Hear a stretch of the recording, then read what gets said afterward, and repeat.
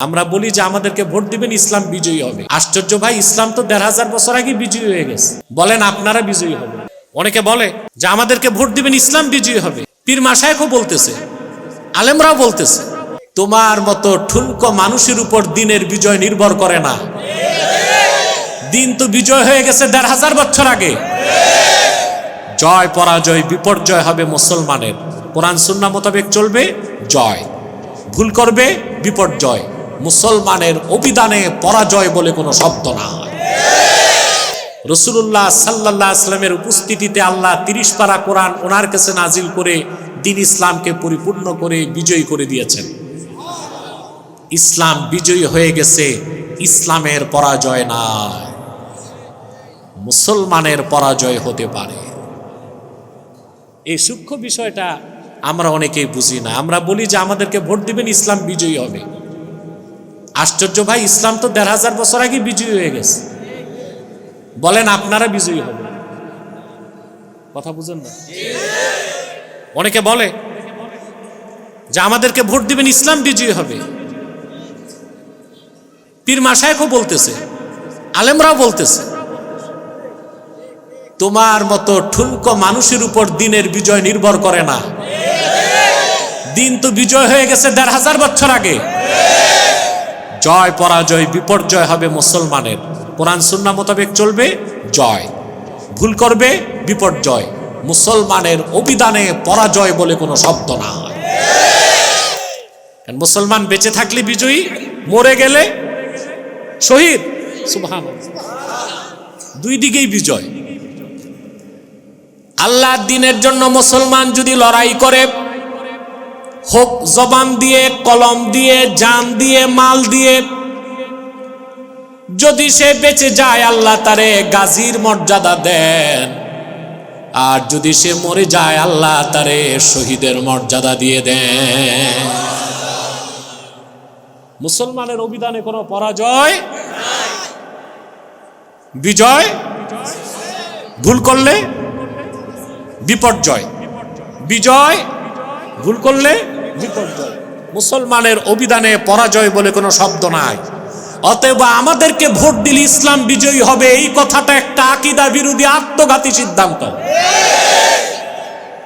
আমরা এই কথা বলবো না। আমরা বলবো আমাদেরকে ভোট দিলে ইসলামপন্থীরা বিজয়ী হবে। ইসলামের বিজয় হয়ে গেছে ১৫০০ বছর আগে। এই ঘোষণা কার? হুয়াল্লাযী আরসালা রাসূলাহু বিল হুদা ওয়া দীনিল হক লিইয়ুযহিরাহু আলাদ-দীনি কুল্লিহি ওয়ালাউ কারিহাল মুশরিকুন। তিনি আল্লাহ, যিনি আপন রসুলকে, হাবিবকে, মুহাম্মদ সাল্লাল্লাহু আলাইহি ওয়াসাল্লামকে পাঠিয়েছেন হেদায়েতের সাথে, মহাসত্য দ্বীনের সাথে, যেন তিনি দ্বীন ইসলামকে সকল ধর্মের উপর বিজয় দান করেন। মুহাম্মদ সাল্লাল্লাহু আলাইহি ওয়াসাল্লাম দ্বীনের দাওয়াত দিয়েছেন, আল্লাহ ইসলামকে সকল ধর্ম মতবাদের উপর বিজয় দান করে দিয়েছেন। ঘোষণাটা আল্লাহ আরাফাত ময়দানে দিয়ে দিয়েছেন। আল-ইয়াওমা আকমালতু লাকুম দীনাকুম ওয়া আতমামতু আলাইকুম নি'মাতি ওয়া রাদিতু লাকুমুল ইসলাম দীনা। আজ আমি তোমাদের জন্য দিনকে পরিপূর্ণ করে দিলাম, তোমাদের উপর আমার নেয়ামতকে পরিসমাপ্ত করলাম, আর আমার হাবিব মুহাম্মদ সাল্লাল্লাহু আলাইহি সাল্লামের আনিত দিনকে আমি আল্লাহ কিয়ামত পর্যন্ত সময়ের জন্য স্বীকৃতি দিলাম। এখন শুধু ইসলাম, একমাত্র ইসলাম, কেবল ইসলাম, এর বাইরে আর কিছু হতে মানার সুযোগ নাই। আমাদের দেশে একটা মুখরোচক স্লোগান আছে, no east no west, Islam is the best.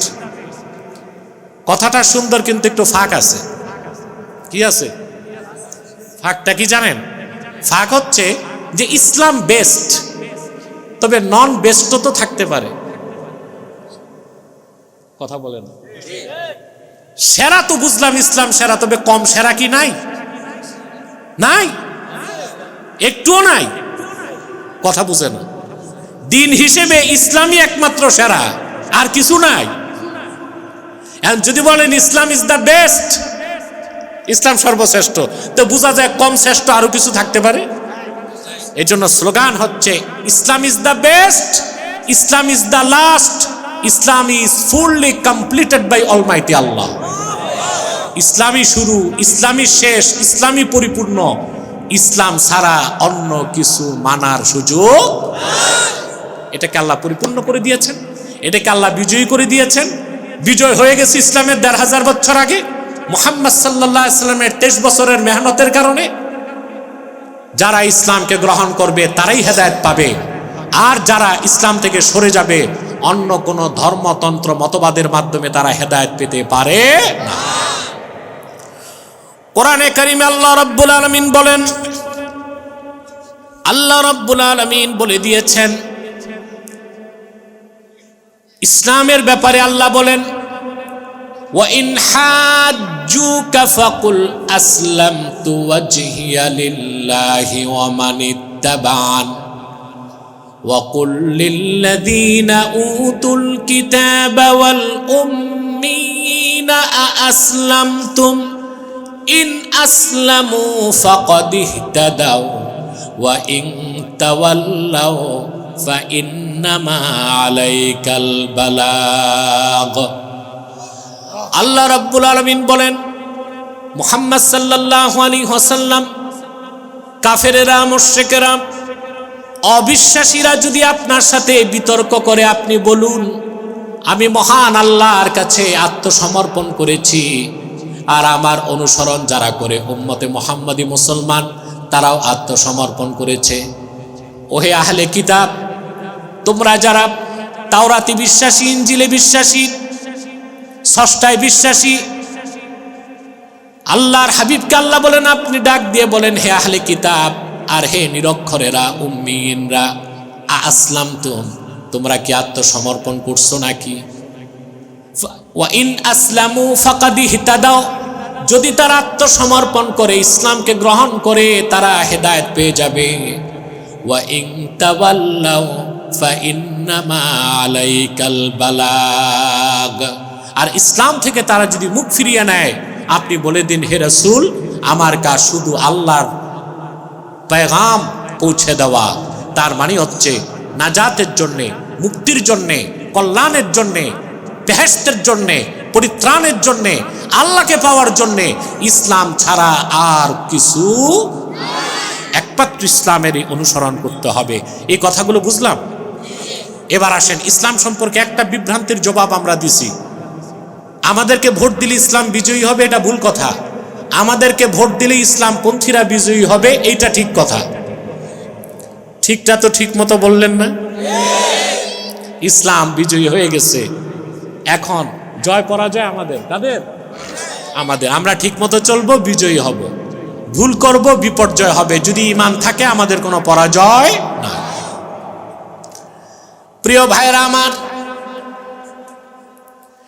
ইসলাম সম্পর্কে আরেকটা বিভ্রান্তি বাংলাদেশে আছে। 16 বছর আগে দেখেছি আমরা, 16 বছরের ফেসিবাদের সময় কিছু বুদ্ধিজীবী নাস্তিক, আর এখন দেখি কিছু বুদ্ধিজীবী নাস্তিক না, তবে আস্তিক, তবে মুসলমান বলা যায় না।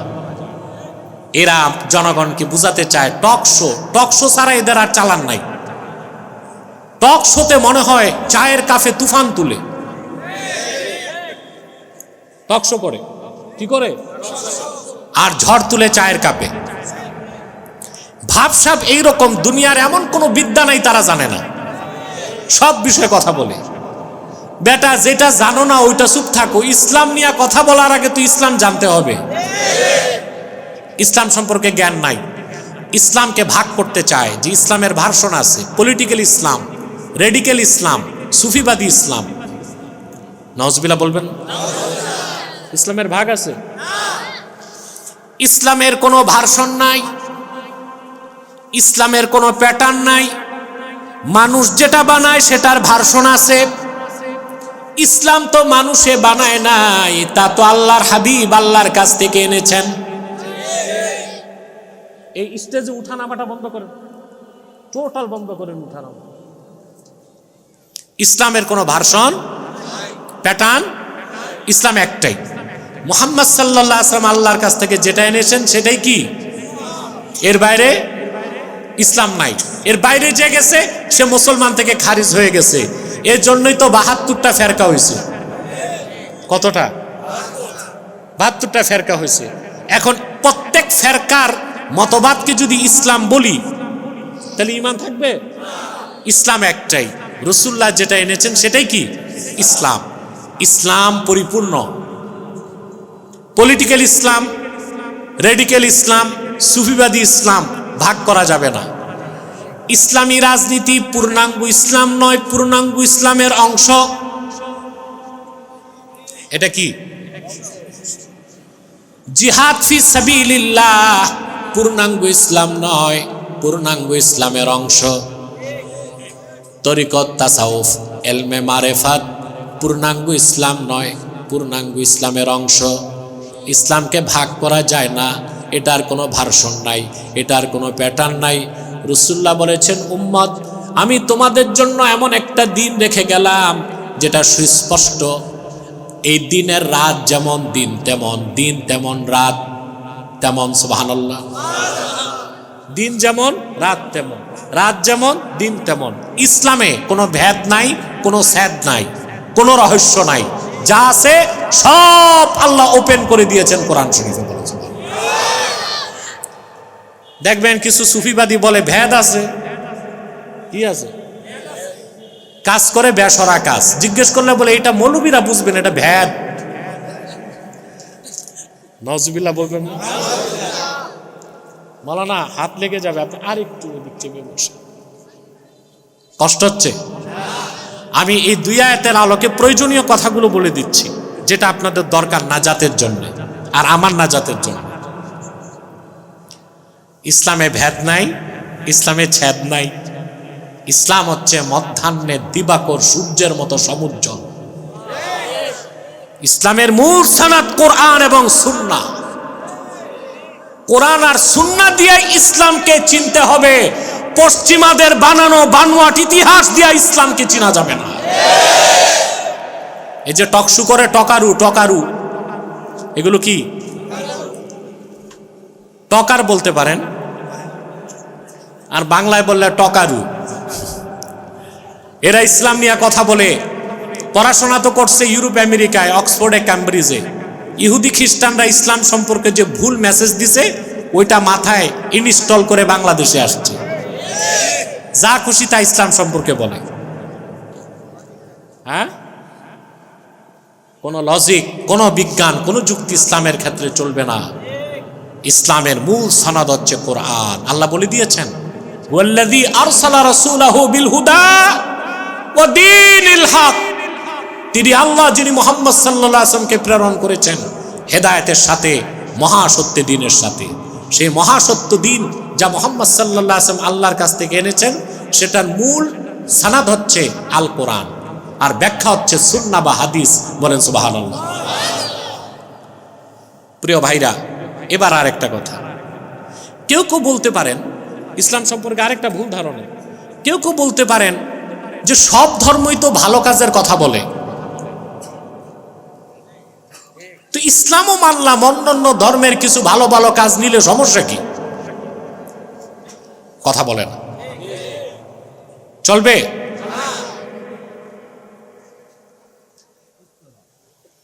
আমি একটা হাদিস শোনাচ্ছি আপনাদেরকে।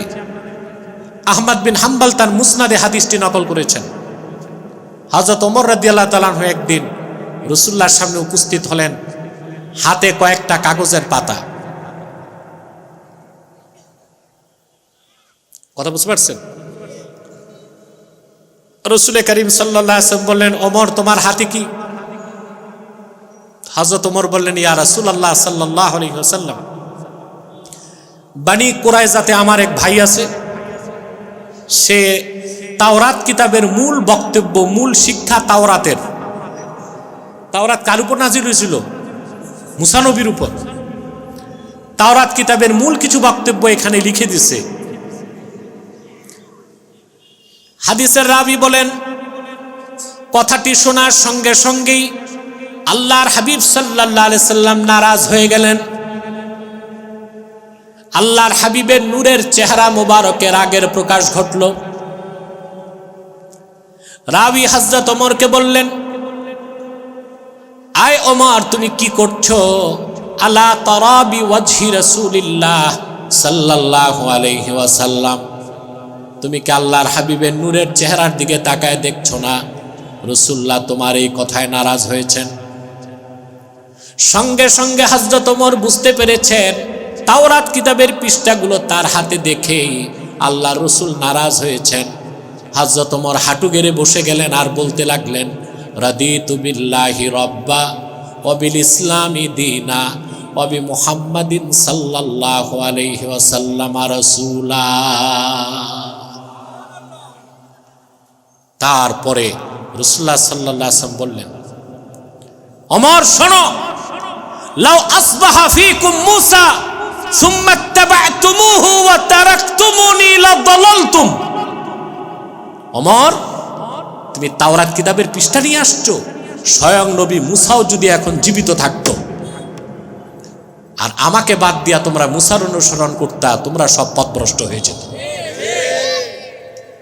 মুসনাদে আহমদ বিন হাম্বলে আরেকটা হাদিস এসেছে, রাসূলুল্লাহ সাল্লাল্লাহু আলাইহি ওয়াসাল্লাম বলেছেন, যদি মুসা এখন বেঁচে থাকতো আমার অনুসরণ করা ছাড়া তার মুক্তির কোনো ব্যবস্থা থাকতো না। তার মানে হচ্ছে ভাইয়েরা, মুসলমান মুক্তি, কল্যাণ ও নাজাতের জন্য শুধুই ইসলামকে মানবে, কোরআন সুন্নাহর অনুসরণ করবে। তাওরাত কিতাবের কিছু মানা যাবে না, ইনজিলের কিছুটাও মানা যাবে না। তাহলে বোঝা যায় ইসলাম ছাড়া অন্য কোনো ধর্মের ভালো কিছু থাকলেও নেওয়ার কোনো সুযোগ নাই। আছে? এগুলো প্রচার করে কারা জানেন? ইহুদিদের একটা আছে, এজেন্ট আছে, এরা হচ্ছে ইন্টারফেথি বিশ্বাসী। ইন্টারফেথ আন্তধর্মীয় প্রোগ্রাম করে। একজন মৌলবী সাহেব বসে, একজন ব্রাহ্মণ, একজন ফাদার আর একজন ঠাকুর, এরা বসে। তারপর তারা মানুষকে বুঝায় যে আমরা সব ধর্মের মধ্যে কিছু ভালো ভালো কথা আছে, ওই ভালোগুলো নিয়ে কাজ করতে চাই। এটাও হচ্ছে ইসলামের বিরুদ্ধে একটি সূক্ষ্ম চক্রান্ত ছাড়া আর কিছু নয়। এই যে ইন্টারফেথ, এটার প্রাতিষ্ঠানিক সূচনা করছে বাদশাহ আকবর। আমি ইতিহাস দেখেছি, ইউরোপ থেকে ইউরোপীদের আসা শুরু হয়েছে উপমহাদেশে বাদশাহ আকবরের সময় থেকে। কথা বুঝতে পারছেন? তো ইহুদি কিছু পুরোহিত, খ্রিস্টান পাদ্রী, বাদশাহ আকবর ছিল মূর্খ মানুষ, সে ক্ষমতা নিছে 13 বছর বয়সে। আমি জানি না তার তখন খতনা হয়েছিল কিনা, কিন্তু 13 বছরে সিংহাসনে বসছে। কত বছরে? 13 বছর। 13 বছরের বাচ্চা বসছে, পড়া নাই, লেখা নাই। আর তার মূল উপদেষ্টা ছিল তার মামা। বুঝতে পারছেন? সে ছিল শিয়া। কি ছিল? এই তার শিয়া মামার খপ্পরে পড়ে আর দুই মৌলবী ছিল শিয়াপন্থী, মোল্লা আবুল ফজল ফৈজি আর মোল্লা আল্লামী।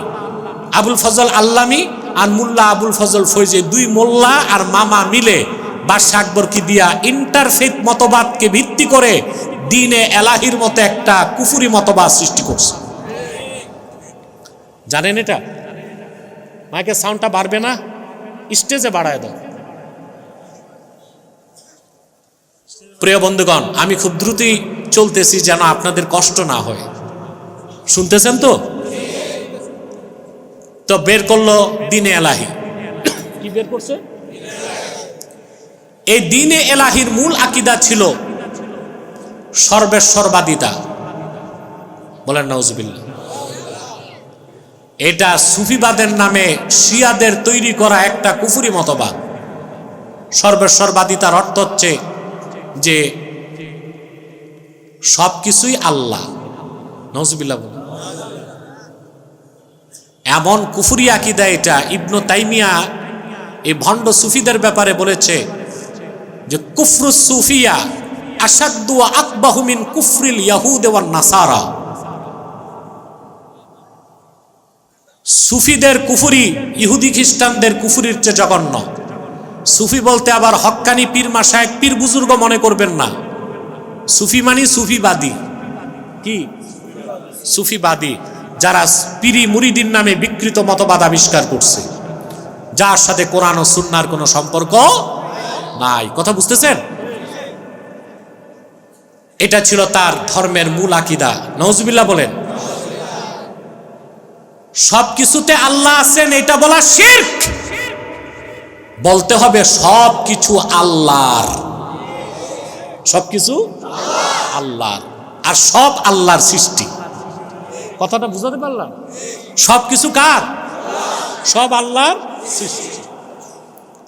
এরপর দ্বীনে এলাহিতে নিয়ম ছিল আসসালামু আলাইকুম বলা যাবে না, কারণ এটা তো অনেকগুলো ধর্ম নিয়ে একটা ধর্ম বানাইছিল।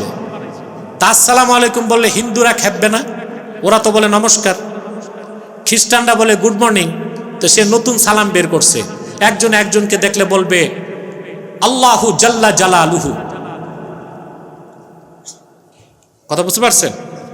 মানে একজন বলবে আল্লাহু আকবার, আরেকজন জবাব দিবে জাল্লা জালালুহু। নাউজুবিল্লাহ বলেন। সালামের পতাকা উঠায় দিচ্ছে। দ্বীনে এলাহিতে সে নিয়ম করছে কেউ হজ করতে যেতে পারবে না। নাউজুবিল্লাহ। মুজাদ্দেদ আল ফেসানি রাহমাতুল্লাহ সংগ্রাম আর সাধনায় দ্বীনে এলাহির মিথ্যা ধর্মের অস্তিত্বকে আল্লাহ তাআলা বিলীন করে দিচ্ছে। বাদশা আকবর ধ্বংস হয়েছে। বাদশা আকবরের ছেলেই মুজাদ্দেদ আল ফেসানির কাছে তওবা করছে, জাহাঙ্গীর। আর জাহাঙ্গীর মুমিন হয়ে গেছে, দিল্লির মসনদে দ্বীনের ঝান্ডা উড্ডীন হয়ে গেছে। পীর মাশায়েখরা এইভাবেই কাজ করেন, তারা সব জায়গায় খোঁচা দেন না, জায়গা মতো কি করেন। মুজাদ্দেদ আল ফেসানি দিল্লির সিংহাসনে ইসলামের দাওয়াত পৌঁছায় দিয়েছেন। জাহাঙ্গীরের মাধ্যমে আল্লাহ তাআলা দ্বীনে এলাহির কবর রচনা করে আবার ইসলামের জয়ধ্বনি চালু করে দিয়েছেন। সংস্কার এটাই, সংস্কার এটাই। পীর মাশায়েখদের কাজ এভাবেই হয়, যুগে যুগে এভাবেই তারা কাজ করে গেছেন। সুবহানাল্লাহ বলেন। তাহলে আমরা কি বুঝলাম? যে ইসলাম একমাত্র দিন, ইসলামের বাইরে অন্য ধর্ম থেকে ভালো কিছু নেওয়া যাবে না। দলিল তো দিলাম, এবার একটা যুক্তি দিব। বলবো? যুক্তি দিব। আমি প্রায় বলে থাকি আপনারা ক্যান্সারের ঔষধ হচ্ছে কেমোথেরাপি। কি? এখন একটা ভালো কেমোথেরাপি যদি কিনেন জার্মান মেড 70,000 টাকা এক বোতল। কত? এক শিশির দাম। এই জন্যই তো মানুষ বলে যে ঘরে ক্যান্সার হয়েছে রুগীও মরে, বাকিরাও মরে। আল্লাহ আমাদের প্রত্যেক মুসলমানকে ক্যান্সার থেকে রক্ষা করুন। এখন তো ক্যান্সারের মতো ডেঙ্গুও বেড়ে গেছে, আল্লাহ তাআলা ডেঙ্গু থেকেও রক্ষা করুন। ডেঙ্গু বাড়তেছে তার কারণ কোনো সিটি কর্পোরেশন কাজ করতেছে না। যেগুলোরে প্রশাসকের দায়িত্ব দিছে এগুলো পয়সা খায় আর সপ্তাহে এসে 2 দিন অফিস করে যায়। কোথাও ঢাকা বলেন নারায়ণগঞ্জ বলেন কোনো সিটি কর্পোরেশনে 2 পয়সার কাজ নাই।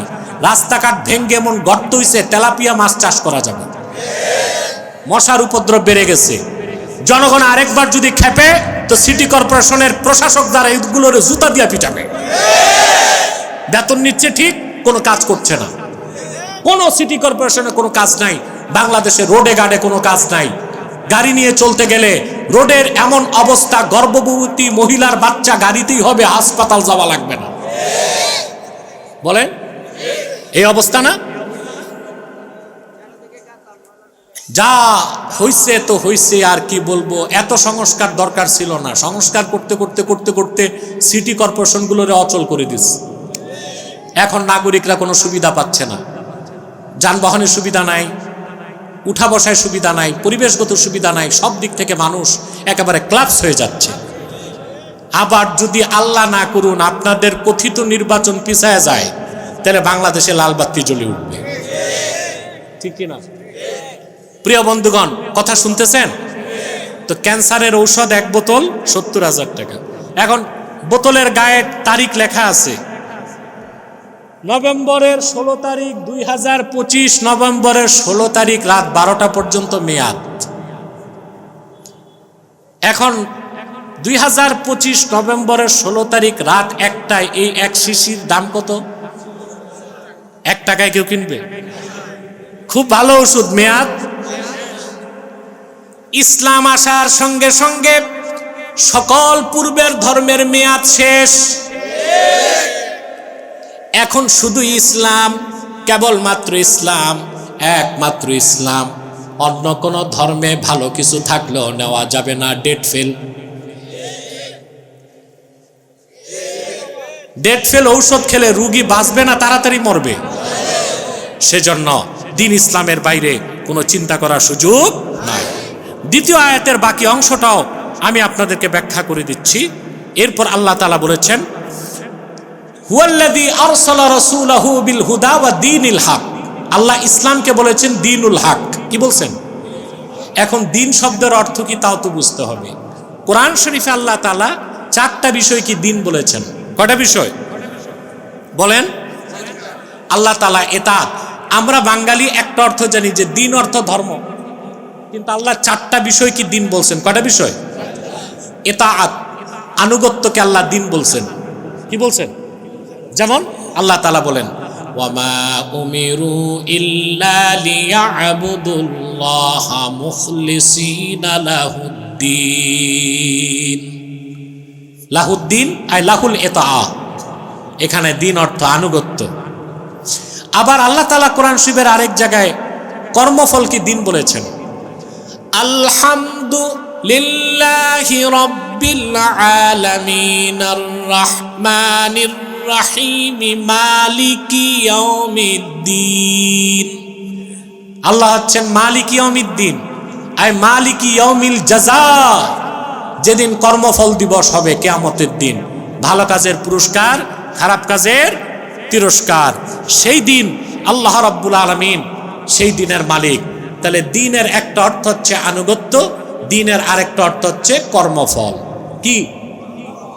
আমাদের দেশে অনেকে ধর্মনিরপেক্ষতার দলিল দেয় কোরআন শরীফ থেকে, লাকুম দীনুকুম ওয়ালিয়া দিন। বলে তোমার ধর্ম তোমার, আমার ধর্ম আমার, কিন্তু লাকুম দীনুকুম ওয়ালিয়া দিনের দিন অর্থ ধর্ম না, কর্মফল। অর্থাৎ তোমাদের কাজের কর্মফল তোমরা পাবা, আমার কাজের কর্মফল আমি পাবো। জানা নাই কিছুই, স্টেজে উঠে মাইক নিয়ে বলতেছে ধর্ম যার যার, রাষ্ট্র সবার, ধর্ম যার যার, উৎসব সবার। কারণ আল্লাহ বলছেন লাকুম দীনুকুম ওয়ালিয়া দিন, সহিহ আল বুখারী। আছে কই? বুখারী শরীফে না কোরআন শরীফে?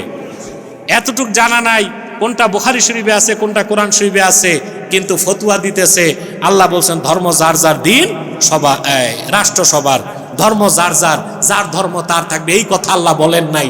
লাকুম দীনুকুম ওয়ালিয়া দিনে দিন অর্থ ধর্ম না, ওখানে দিন অর্থ হচ্ছে কর্মফল। তো দিনের একটা অর্থ কি? দিনের আরেকটা অর্থ আনুগত্য। আল্লাহ তাআলা ঈমানকে দিন বলেছেন, ওয়া মাইয়াবতাগি, আল্লাহ তাআলা ঈমানকে দিন বলেছেন। আল্লাহ পাক বলেন, কুল আতুআল্লিমুনাল্লাহা বিদীনিকুম, আই আতুআল্লিমুনাল্লাহা বিঈমানিকুম। মুনাফিকরা, তোমাদের অন্তরে দিন আছে না নাই, মানে ঈমান আছে না নাই, এটা আল্লাহরে শিখাইতে চাও। তাহলে দেখা যাচ্ছে ঈমানকে আল্লাহ কি বলছেন, আবার ইসলামকে আল্লাহ দিন বলছেন। وَمَن يَبْتَغِي غَيْرَ الْإِسْلَامِ دِينًا فَلَن يُقْبَلَ مِنْهُ وَهُوَ فِي الْآخِرَةِ مِنَ الْخَاسِرِينَ।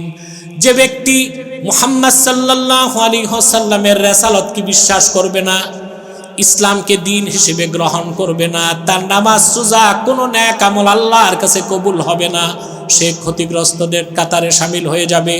কয়টা অর্থ দিনের? জোরে বলতে হবে। দিন অর্থ ইতাআত, আনুগত্য, দিন অর্থ কর্মফল, দিন অর্থ ঈমান, দিন অর্থ জীবন বিধান ইসলাম। বলেন সুবহানাল্লাহ। এখন কোথায় দিন অর্থ কি? কোরআনে এটা নাই, এটার ব্যাখ্যা হাদিস থেকে নিতে হবে। তাহলে কেউ যদি বলে আমি শুধু কোরআন মানি হাদিস মানি না, সে মুসলমান না কাফের?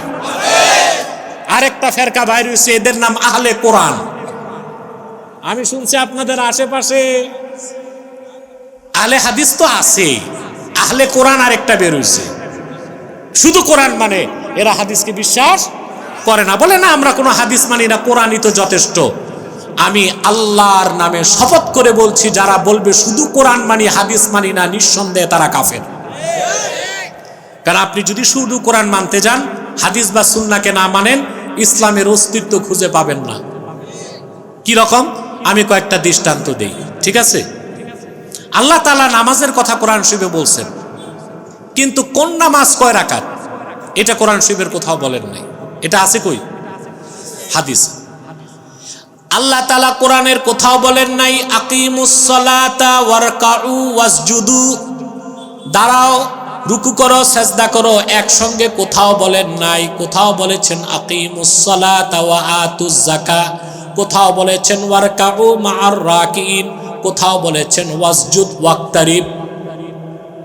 দাঁড়াইলাম, রুকু করলাম, সেজদা করলাম, এভাবে একের পর এক নামাজ রোকনগুলোর কথা কোরআনে কোথাও আল্লাহ বলেন নাই। কোথাও বলছেন নামাজ কায়েম করো, দাঁড়াও, কোথাও বলেছেন রুকুকারীদের সাথে রুকু করো, কোথাও বলেছেন সেজদা করো, কাছে আসো। এখন এই যে নামাজটা অস্তিত্ব লাভ করছে, আজান, একামত, ওযু, মসজিদে ঢুকা, তারপরে একামতের পর দাঁড়ানো, তারপরে প্রথমে কিয়াম, পরে রুকু, পরে সেজদা, আবার বৈঠক, আবার দাঁড়ানো, আবার ডানে সালাম বামে সালাম, এই পুরা নামাজের স্ট্রাকচার পাওয়া যায় সুন্নাহে। তাহলে বোঝা যাচ্ছে শুধু কোরআন মানলে, হাদিস বাদ দিলে নামাজের অস্তিত্ব শেষ। আসেন আবার বুঝেন, সওম অর্থ কি? নামাজের পর কি ভাই? যাকাত। নামাজের পর কি? কোরআনে আল্লাহ যাকাতের কথা বলেছেন, কিন্তু কতটুক স্বর্ণে কতটুক যাকাত, কতটুক রূপায় কতটুক যাকাত, কতটুক ফসলে কতটুক যাকাত, কতটা উটের কয়টা যাকাত, এসব কথা সুন্নাহে এসেছে। আমরা সুন্নাহ বাদ দিলে নামাজও যায়, যাকাতও যায়। তারপরে কি?